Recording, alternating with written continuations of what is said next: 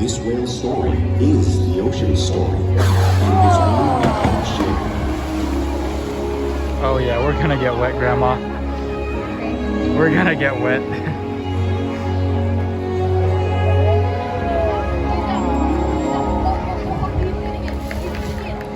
Welcome to SeaWorld's Orca Encounter. My name is Jen, and I'm honored to introduce you to this intriguing and majestic animal.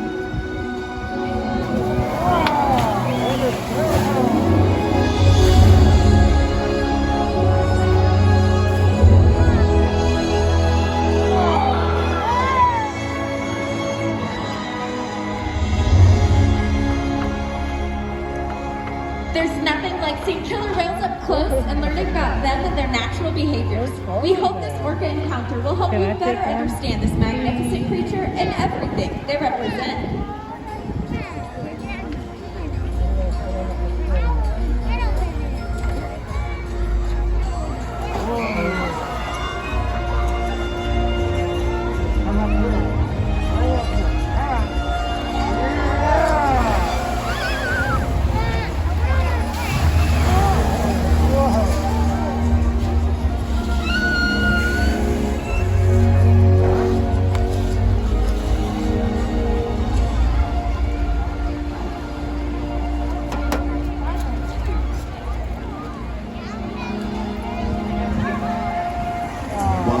In every ocean, orcas living off the coast of Iceland are quite different than those near Costa Rica.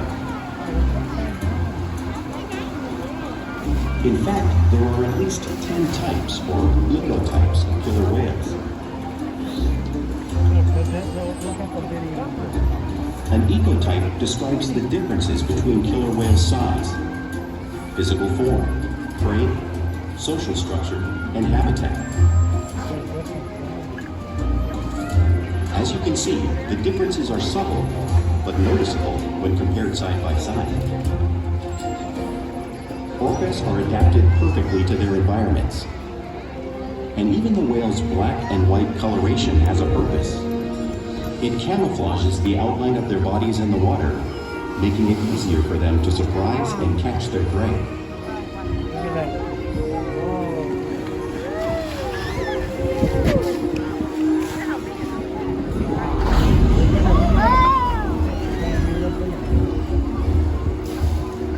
Viewed from above, the black of the whale blends in with the dark depths of the ocean.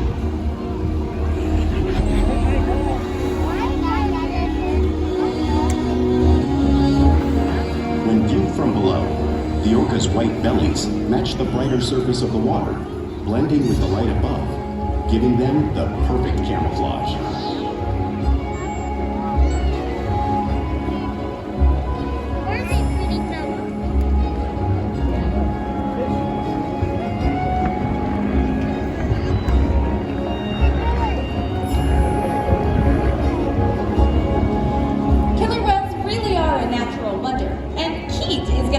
Show you some of their physical characteristics.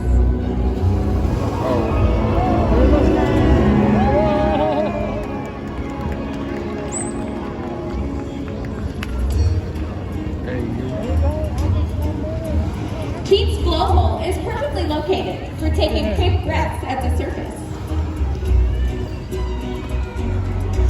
Even the location of his eyes works to his advantage. It might look like they're located in those white oval eye patches, but this is a visual distraction. His eyes are actually located in the dark parts of his face, camouflaged for thrashing prey.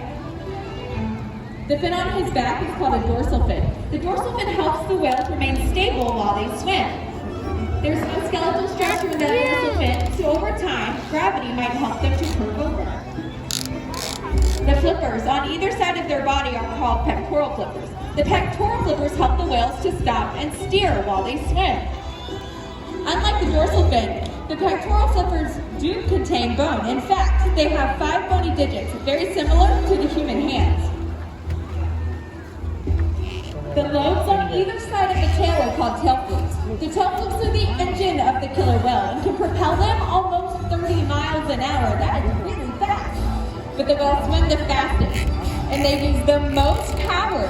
When they're propelling, they're nearly 10,000 pounds up and out of the water.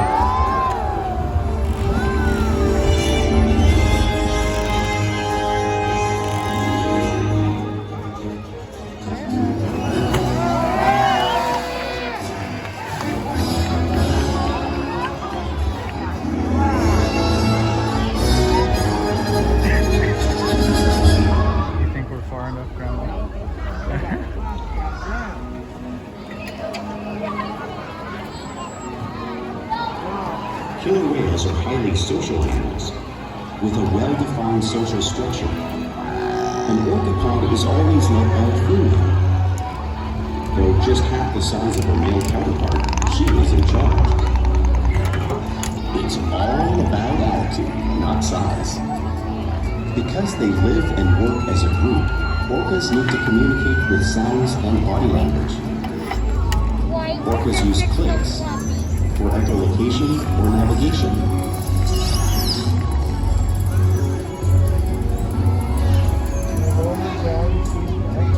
What is that? Whistles to socialize in the pack. And calls for group coordination and hunting.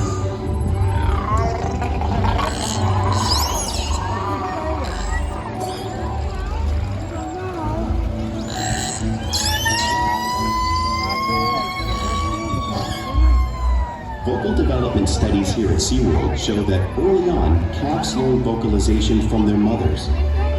But as they grow, they learn from others close to them as well. This is a bottlenose dolphin call that Shuka learned and even taught other killer whales here at SeaWorld. In fact, orcas are the largest members of the dolphin family.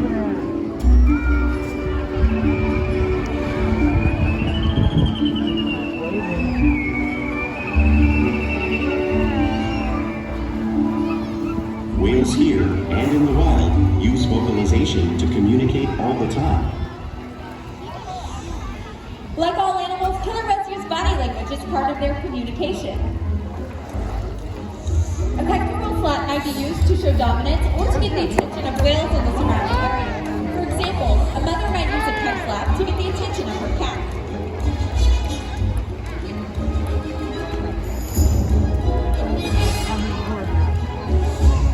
But when the whales really want to get noticed, they breathe.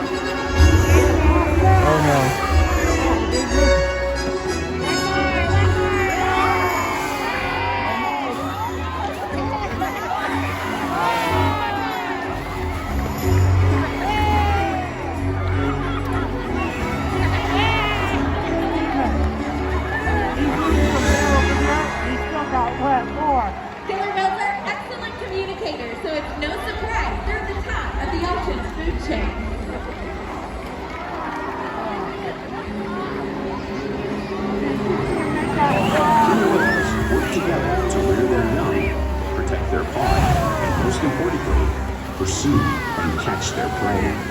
Every day they cooperate to survive in the wild oceans of the world.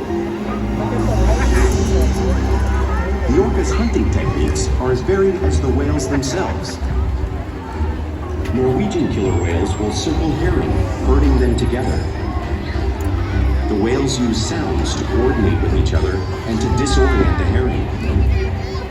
With the fish confused and contained, the whales stun them with their powerful tail flukes, making for an easy meal.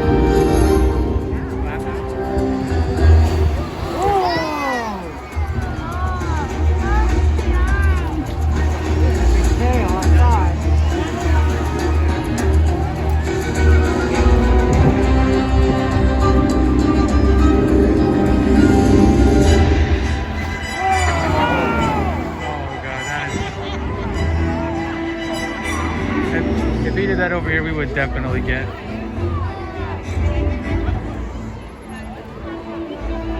Whales in the southern hemisphere will capture sea lions by pulling them right off the beach. Watch as Shuka and Makani demonstrate this similar behavior right here.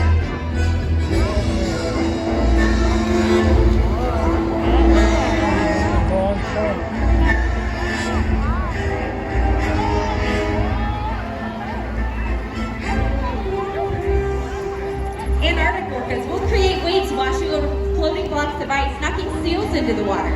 Ulysses is going to demonstrate a similar wave-making technique, showing you one of the many intriguing and complex hunting strategies killer whales have developed around the world. That's the wave. That's the wave.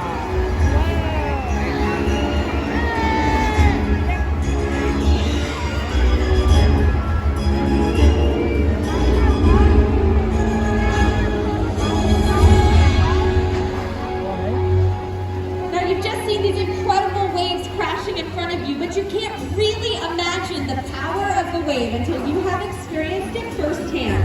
Luckily for all of you on this beautiful afternoon, you're going to get to experience the power of the killer whale wave. Up first, right over here on the left-hand side of the stadium.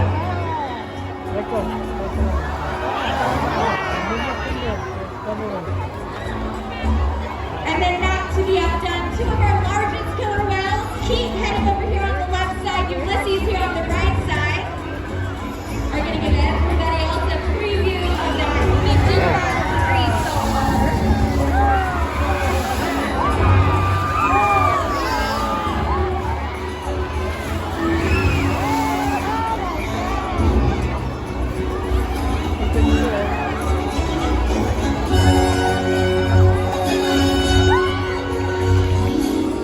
All right, everybody, how was it?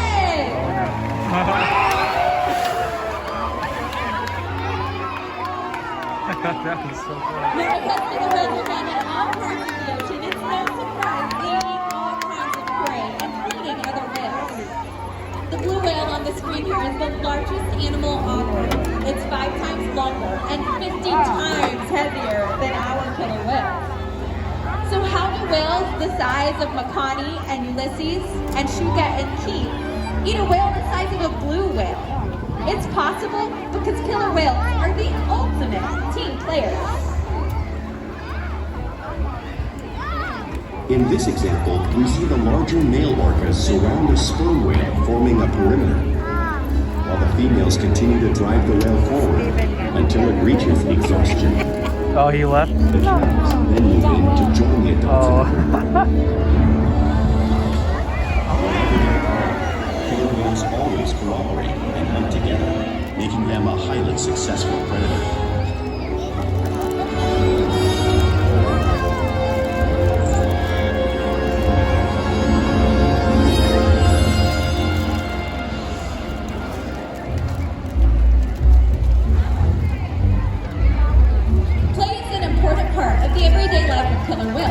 It's how they teach their young to hunt and practice their skills as they grow.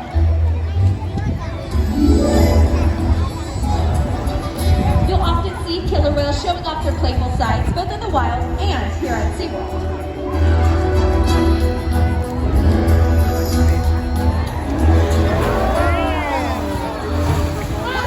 When whales swim fast at the surface, breaking out of the water briefly.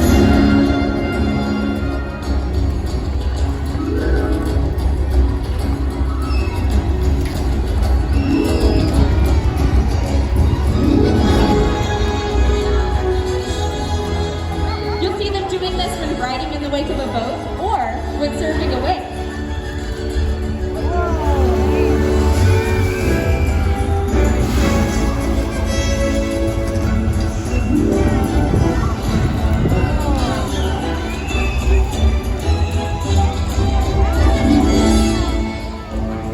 Killer whales like to be touched and they'll rub their bodies on rocks and other surfaces when they can.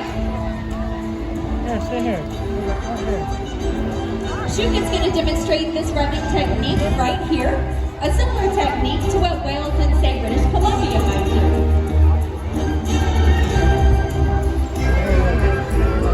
Look, over here.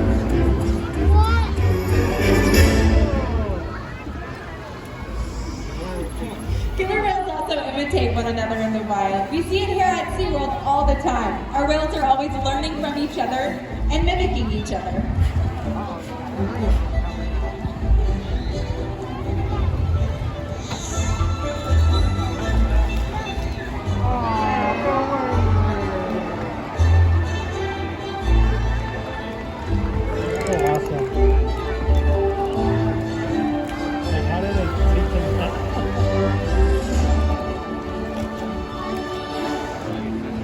Now, playful behavior does have a purpose. In the wild, the tail whip might be used to stun fish. But here today, our whales might just be stunning all of you. Upside down right there. Oh.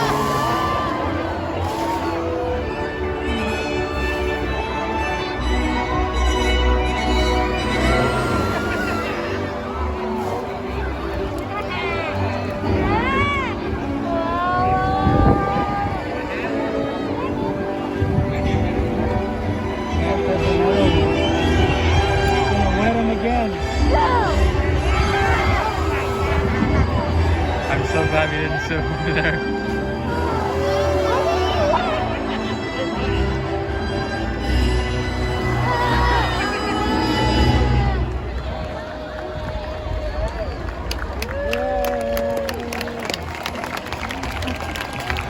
Yeah, maybe we can round of applause. Go ahead. We interact with our whales all day, every day, allowing us to build trusting relationships and provide optimal health care, research, and quality of life. Our whales take on an active role in their own health and well-being. For example, when the whales learn to offer their tail flukes, like you're seeing Ulysses demonstrate for you there across the pool, there's a vein running just under the skin of those tail flukes. In fact, you can probably see it if you look really closely from where you're sitting. Our veterinarians can come out and draw a blood sample from that vein, and that will tell our vets all kinds of things about the health of our whales, making sure they're staying healthy. We get these voluntary blood samples every single month. Our whales will also slide out on the scale. This allows us to get their weight, and we weigh all 10 of our whales every single week to make sure they're staying healthy. Now, throughout this presentation, we've talked a lot about the physical adaptations of the whales and their many different behaviors, but now I want to tell you about this one whale right here. Everybody, this is Shuka.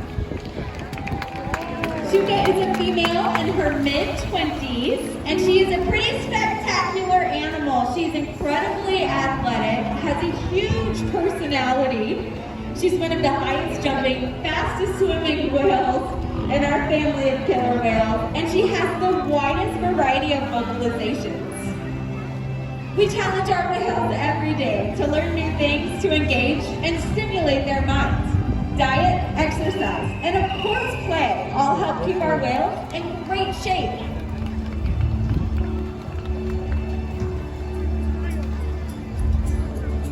The whales here at SeaWorld have helped killer whales in the wild by participating in many research studies. One ongoing study monitors the whale's heart rate Is that a and bunch of breathing shrimp? to understand how marine noise pollution from ship engines and other sources affect wild populations.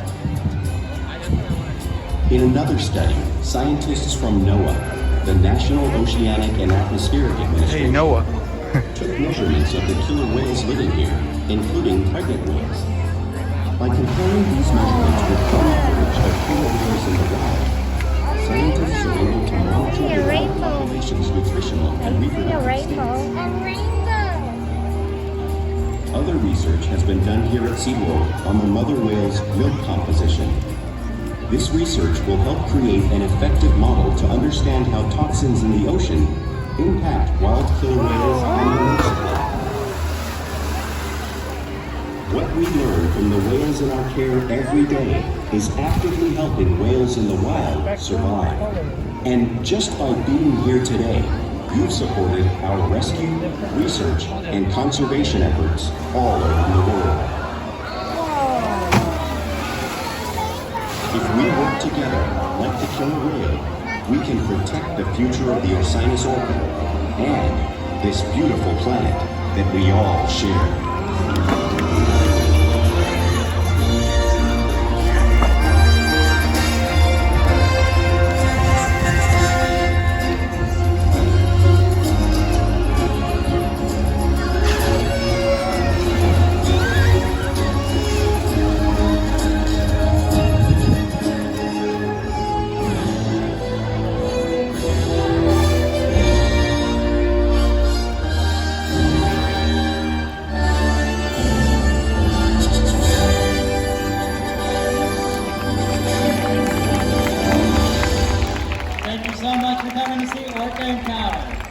Well, ladies and gentlemen, we do have a very big request to ask of all of you. We ask that everybody please remain seated as we have a very safe and systematic way to exit the amphitheater.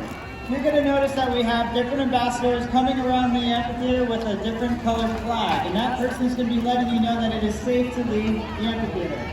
This is to make sure that we're practicing social distancing to keep you and everyone else around you safe. So we do appreciate your participation in this, and actually it goes pretty quickly as long as everybody participates. So we have an orange flag over here. We're going to be doing this row by row. We also have green. And up top we have a blue and a purple flag. So look out for those flags, and we do appreciate your patience while all this goes on. Now in this presentation you guys got to see 4 of our killer whales. You got to see one of our younger ones, Makani. His birthday is actually on Valentine's Day, so it's coming up. He's going to be 7 years old. Actually, he'll be 8. And then we also have Shuka here. She's 27. This is Keith. He's also 27 years old. And you guys got to see Ulysses, the largest killer whale at just under 10,000 pounds. He's in his mid-40s. A row really makes a difference. So orange is over here, green is working their way over here. So if you guys are, please, if you're standing, please wait till that ambassador exits you out. So we do appreciate everybody following the social distancing and also your patience as well. So if you haven't been told to be able to leave, please remain seated because this will help keep you safe and everyone else around you. Alright, so you guys are doing great. Green flag is coming over their way to let you guys out. And like I said, if everybody does participate in this, it does go by pretty quick. So we will get you guys out of here as soon as we can. We recognize that these are different times, so it's challenging for everybody, but because you guys are cooperating with us and wearing your masks and doing the social distancing, we can still do fun things like coming to see killer whales and learn about them and all the fun things that we do from conservation side as well. These animals have actually participated in a variety of different research projects. One that I really enjoyed that we did was a heart rate study that we've been doing. And what we did is we actually got to learn a little bit more about the physiology about the killer whales with their heart function. And the device that we used on our killer whales. You made me look for your water. So we're going to go one by one. Working with researchers who are using that same approach on larger whales, such as humpbacks and blue whales. So it's pretty exciting stuff that they wouldn't have been able to learn as easily without the help of our animals here. Alright, you guys are doing great. Green is exiting this line. We got blue up top. You guys are doing a great job. We really do appreciate this. And then we're almost getting the upper section up there done pretty quick. And then once the upper rows are done, they're going to start hopping out these middle sections too. So about killer whales. Common question I get here is how do killer whales sleep? Now, killer whales don't sleep like how you and I do, where we just fully go to sleep. The reason being is because they actually have to choose when they breathe. Where you and I really have to wait for our row. We're what's known as an involuntary breathers. We just breathe automatically. Our brain does it for us. Now, killer whales and dolphins and other types of whales, they actually have to choose to breathe, so they're known as voluntary breathers. So they can't just fully go to sleep, otherwise they wouldn't take a breath. So what they do is they actually shut down one side of their brain at a time. It's called unihemispheric slow wave sleep. So what they do is they keep one side of their brain awake and the other one goes to sleep. And you'll see them sometimes sleep throughout the day. They'll be resting at the surface, they're doing a slow swim, and then in the evenings they also sleep as well. Now when they feel rested enough on the one side, they'll wake it up and then they can rest the other side. And this is how they're able to go to sleep. Oh, that's really wet here. Alright, you guys are doing really good. Green's over here. Now we're getting you guys out of here as quickly as we can. We do appreciate everyone's cooperation. And once again, thank you so much for wearing your mask while here at the park today. We do have a variety of restaurants open today.